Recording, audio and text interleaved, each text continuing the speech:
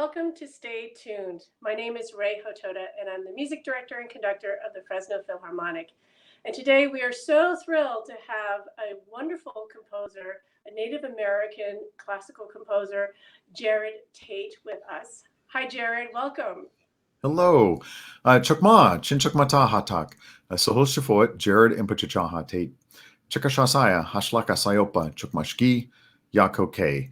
Hello, everyone. My name is Jerod Impichchaachaaha Tate. I'm a citizen of the Chickasaw Nation here in Oklahoma, and I'm a professional classical composer. And I'm very honored to be a part of this interview. This is great.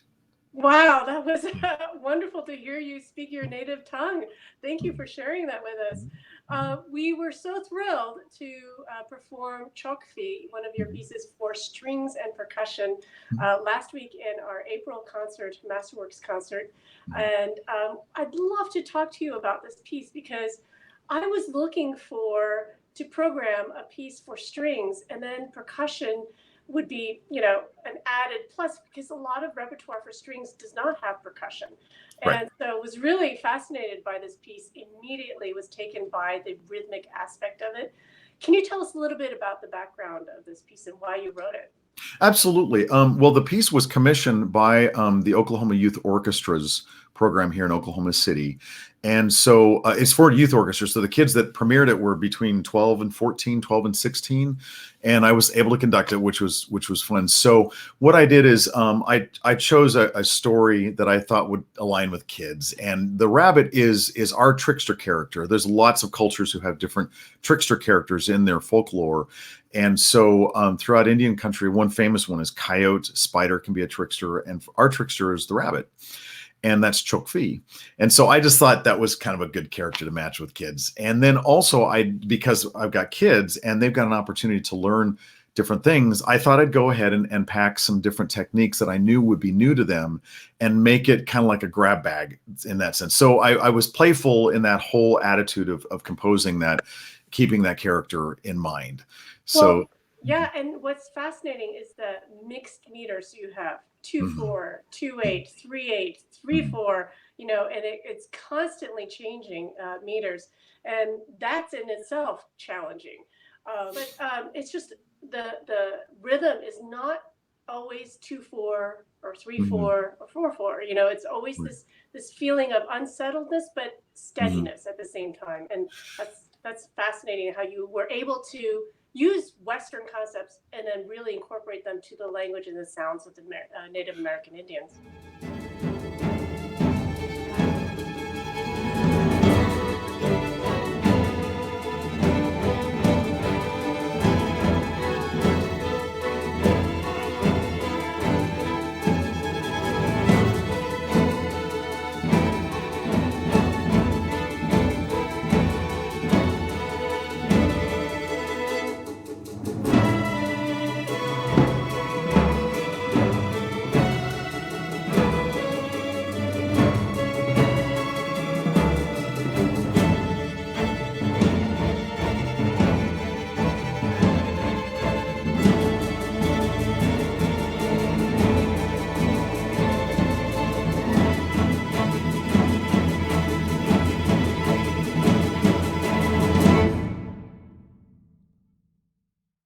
I really appreciate you bringing that up. In fact, I'll go ahead and give you a really good example. So like the beginning of the piece talks about everything that you're talking about. So first of all, I'm Chickasaw, and we are a Southeast American Indian culture. We're part of a larger cultural group called Muskogean people.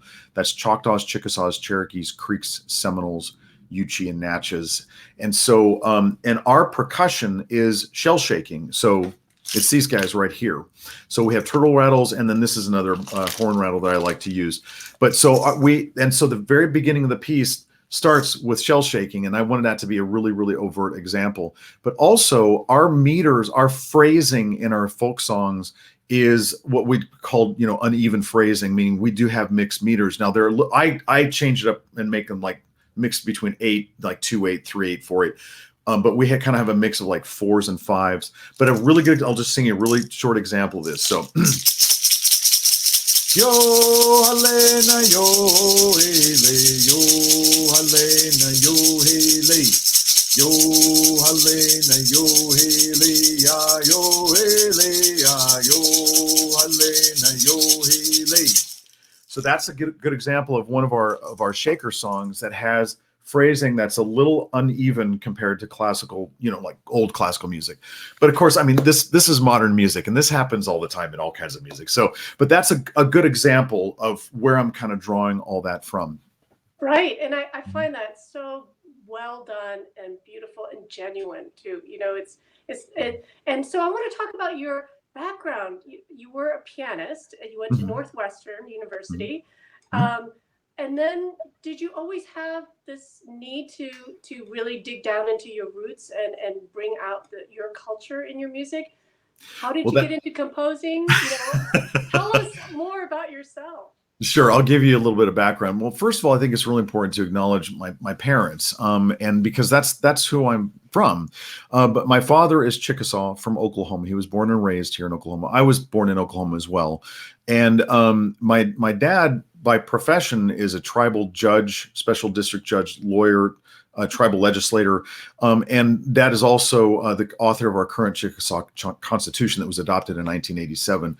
So my father professionally has been involved in law and Indian law for his entire career. But also Dad is a phenomenally classically trained pianist and baritone. So I grew up with my Chickasaw father playing classical repertoire in the house on the piano and singing. And so, I mean, so I heard a lot of musical theater and opera from him personally as a kid. And so, but my mother is Manx Irish, and she was from Nebraska, and mom was Patricia is her name, and mom was a professional choreographer and dancer. My parents met in the theater. So I grew up in the theater. I call myself a theater brat, but I literally grew up in rehearsals, and that was my whole existence, was theatric productions. And so on one side, I was, exposed to a lot of Indian country. And in Oklahoma, we've got 39 federally recognized tribes. And so I was exposed to a lot of different kinds of American Indian music in my youth, and then also all kinds of theater. So those were two very, very strong elements in my life that eventually converged into my composing. And what happened was I was at Northwestern as a piano performance major, and I was about to start at the Cleveland Institute for piano performance, my master's degree. And my mom approached me. She was doing a new ballet, and she wanted to do a ballet based on American Indian stories from the Northern Plains and Rockies, and just looked to me and she's like, well, you're my Indian kid, you can compose the score. And I was like, okay. So that's how I began composing, was with an American Indian topic, but it was Northern Plains people. We're not the same tribe. We're very different cultures. And so I treated that with a certain amount of respect, like anybody who's not of that tribe. So it was my doorway into it, but immediately I turned into composing works that were completely based in Chickasaw music, and then expanded back out to a lot of other tribes. So I work with both my tribe and many other tribes around the country on a consistent basis professionally. That's amazing. So, that's how that all converged. But, mom really opened the door. She basically was like, here, why don't you just be everything, like all of who you are, all at the same time. And it's really kind of ironic, because I when I grew up, I didn't see a relationship between my Chickasaw identity and my classical identity. And it's so funny, because here I'm playing Prokofiev and Bartok and Debussy and Beethoven. I mean, these are all composers who identified very specifically with their ethnicity and their national identity. And they were doing this like crazy. And that's actually the history of classical music, is that people bring in their national and ethnic identity into composing. I mean, you got Toru Takemitsu and Chinri Ung, who are phenomenal about bringing their, there's so many composers who bring all that in. But fine art asks you to do that. And all the genres of fine art have always asked everybody to bring in their individual identity, which to me is I'm proud to be a part of such a unifying piece of human history. I just love that.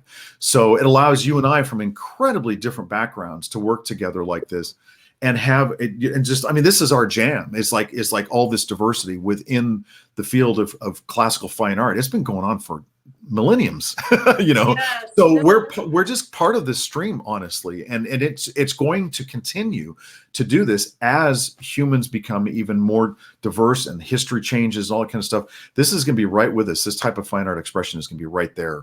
We're always going to be able to tap into it. I love it. So I'm very happy to be born in the time that I am. I'm very grateful for the mixed backgrounds that I have with both of my parents. I'm very proud of who I am. I really am. And I am made of my parents. I'm really, really proud of who they made me. That's fantastic. And it's important to note that you have been commissioned by major orchestras from the East Coast to the West Coast, from the National Symphony in Washington, D.C., to the San Francisco Symphony, and everywhere in between. Even Winnipeg Symphony, that's my, one of my wonderful orchestras that I was able to work with as an assistant conductor up in Great. Canada, to the Detroit Symphony, Dallas Symphony. I mean, it's the list of commissions that you've done for these major symphonies is fantastic, and just want to say congratulations to all of your work so far and the things that you're doing now. So I'm curious, you've been doing other things like film composing. You also have this educational documentary that you worked on called The Science of Composing. Can you tell us a little bit about the things that you're doing, outside of like symphonic orchestral music? Absolutely. Well, it was really serendipitous that this year, that travel just got completely axed. And I was very, very fortunate to work with Buffalo and then Dallas and then San Francisco just before COVID hit. And but I was doing the same thing, pondering, sitting at my own desk like everybody else was, pondering how I was going to reassemble everything. And fortunately, there was a string of documentaries that came my way that I was able to work more from home and at my desk with. So I was very fortunate about that. So this year I did some documentaries, and I'm really pleased about that. I just finished another podcast gig just this last week. So my Logic Pro chops really got fine-tuned, and I'm very, very grateful for that, because now I feel like that's more of my tool set. But I don't have a history of film. It's just been more recent. And it's basically the music that I write. I've talked about my theatric background. My music is very theatric and very dramatic, and so it does fit film. But I haven't written for film. It just happens to align dramatically with what a lot of people are expressing, and so that's been just a really nice thing. And so it's allowed me to tap into that and assign that to film instead of just the concert stage. So just been a great personal growth in my life. I still focus on concert music, and now I just feel capable, I guess. In the past, I can be honest with you, I'm really intimidated by film composing, because to me it's a real special or just specific skill, and I don't feel like I'm very good, like innate, like just inherently very good at it. And so when I see great films and I'm hearing the scoring that goes with it, I'm blown away by composers that write, because I'm like, and the choices they make that I just think are brilliant.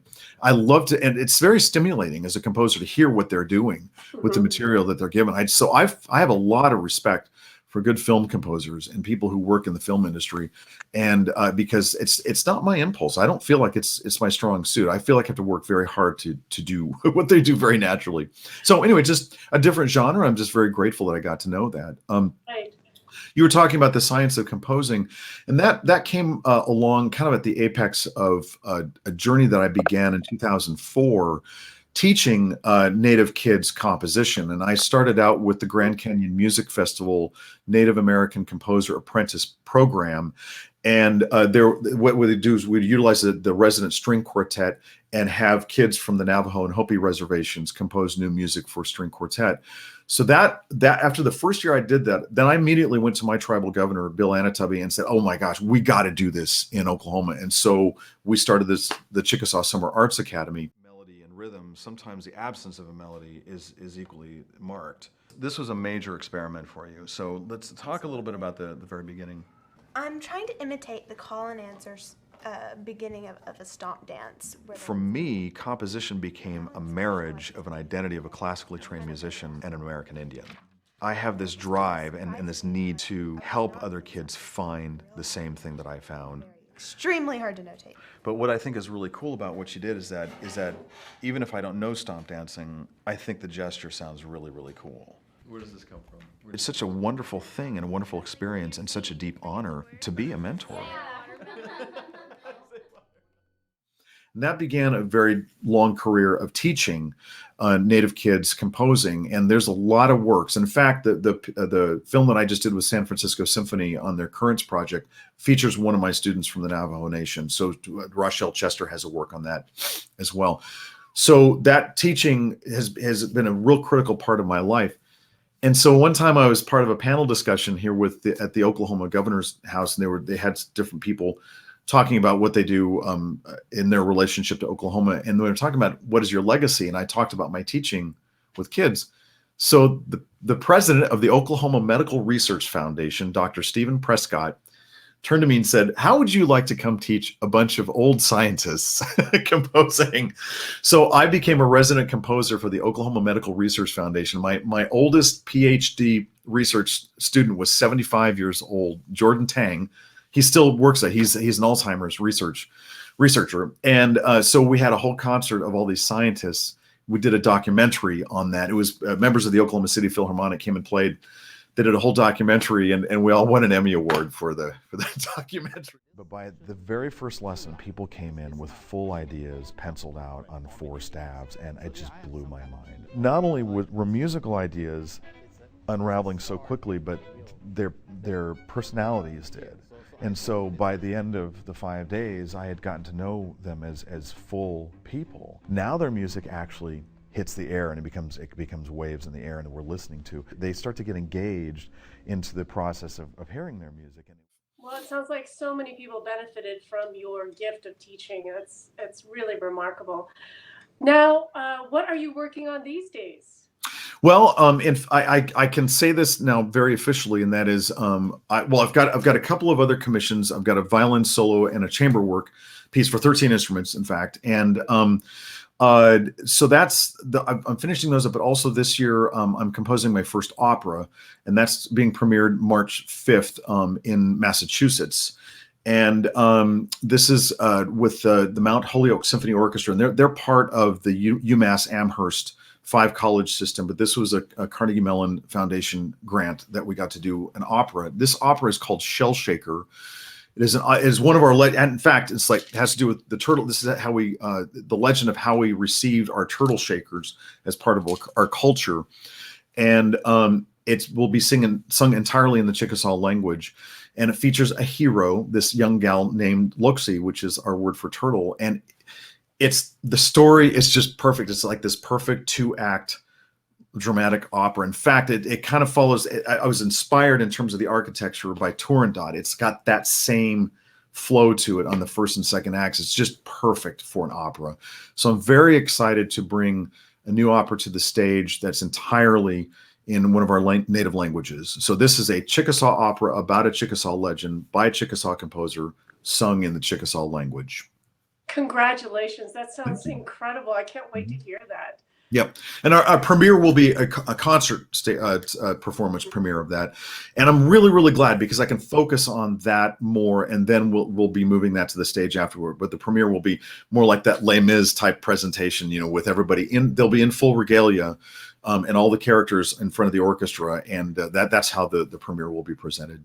That's incredible. I'm pretty excited. Thanks. Well, during this time, I would love for you to share any insights or advice for young composers or young musicians today. Well, sure.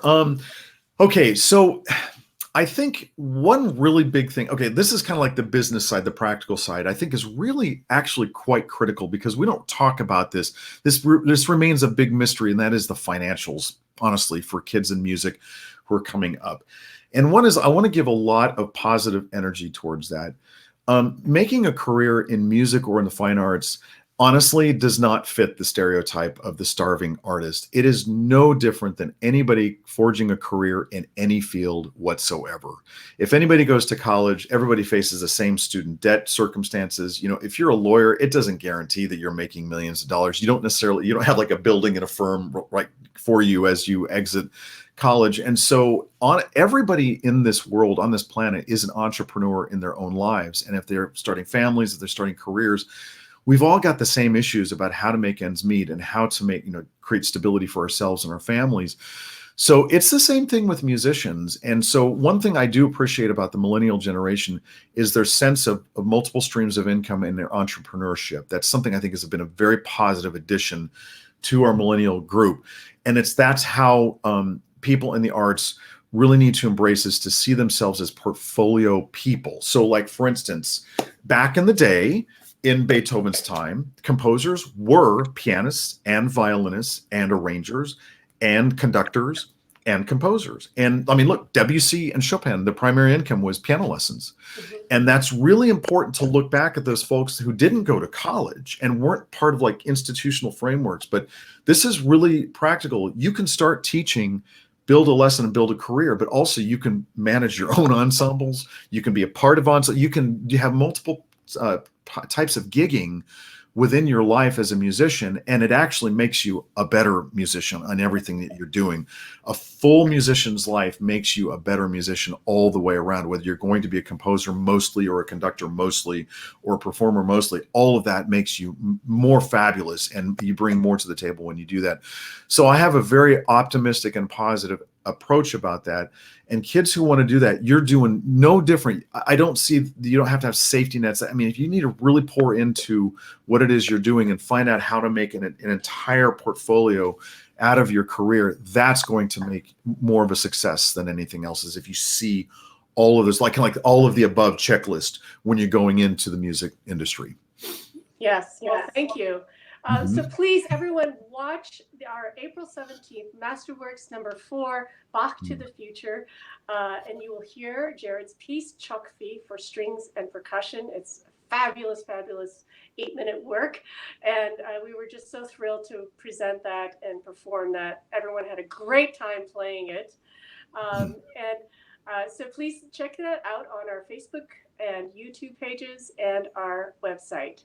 Thank you so much, Jerod, for joining us for Stay Tuned. It's been a pleasure talking to you. I want to hear more about your music.